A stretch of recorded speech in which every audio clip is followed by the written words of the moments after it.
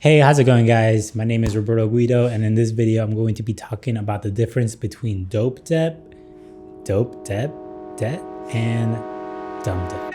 Let's do it. So first, let's talk about dope debt. So dope debt for me is anything that brings in money. So the official term that's used normally in the finance world is an asset.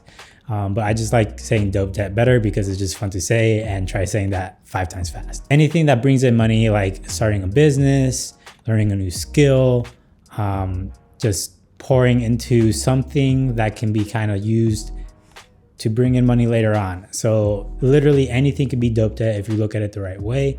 The key is that it makes more money over time than the initial investment that you had to put into it. So for example, let's say you want to start a business and it took $5,000 to start off. After 5 years, that $5,000 turned into $50,000. So you made a net profit of $45,000. So I know that's like a simplified version of it, but basically you were able to bring in $45,000 that you originally did not have coming in until you put in that $5,000 to start off. So that would be considered dope debt for me. So something that's very cool and definitely worthwhile looking into. All right, so now that we talked about dope debt, let's talk about dumb debt. So dumb debt is anything that just takes away your money and just kind of leaves you hanging. So anything from credit card bills to student loans, where you've learned like something, but then you don't actually pursue that field. That could be debated, and we'll talk about that in a little bit after this point, but anything that basically just takes away your money. So the official term that's used is liability, but that's a good way to remember it. Just dumb debt is literally just something that you look back on and you're like, dang, that was pretty dumb, is dumb debt. So an example of dumb debt that I've actually personally gone through is credit card debt. So before this whole financial journey and stuff like that, I actually didn't really know how to use credit cards that wisely. I just knew that a lot of people kind of get in trouble with credit card bills and stuff like that. So I really didn't want to even dive into it to begin with. I had a credit card for the longest time, but I barely used it because I didn't want any debt. I didn't like the idea of owing anybody money. But once we started our business, we noticed that we just needed some extra money to just cover the bills. So, or just like wanting to go to eat out. And little by little, I started building the habit of just relying on my credit card just because it was an easy, fast way to do it. And over time, I actually saw that my credit card debt was like added up to almost like $3,000. And I was actually not even able to pay it anymore. I wasn't making the minimum payments. It was crazy. So I actually ended up getting into the collections, and I had to basically talk to them and figure out a way to move forward from there. I'm probably gonna make a video about my debt collection journey, and it's probably the main reason why I really don't like debt to begin with, especially dumb debt, but I'll make that a separate video. I just kind of want to give you an example of what dumb debt is. For me, it was that credit card again. I just got a bunch of debt, wasn't bringing any money. It was just things that I wanted to buy at the time, and I didn't have the discipline to say, not right now. So that is dumb debt.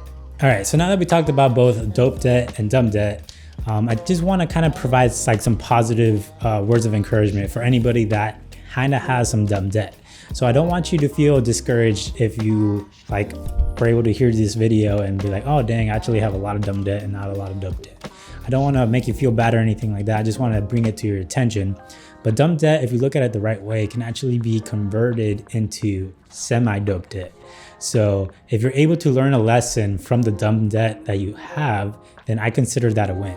So if you're able to learn from any mistakes that you've made in the past, that's actually a teaching moment, and that's going to help prevent you from doing that again in the future. So that's how I kind of see dumb debt right now. So right now, like I mentioned before, I'm going through this whole paying back of my credit card debt. And from him, I was actually able to learn a lot. I was able to actually negotiate my overall collections amount, and I was able to kind of like practice that debating skill in that process because I was going to have to pay for it anyway, so I might as well try to pay it the least amount as possible.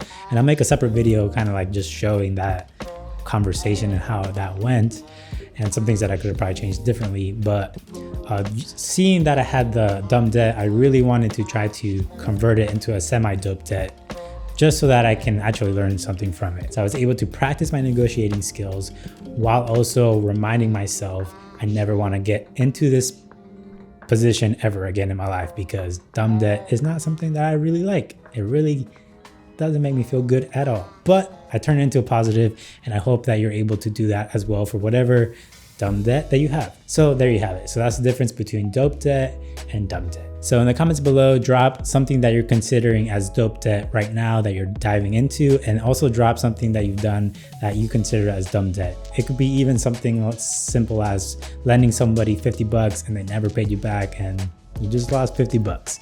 I'm just curious to see what you guys have done. I just shared some from my journey, but I'm excited to hear what you guys have done as well. Just go so that we can learn from each other. Let's have a conversation. So thank you once again for watching this video, and I'll see you guys next Monday. Peace.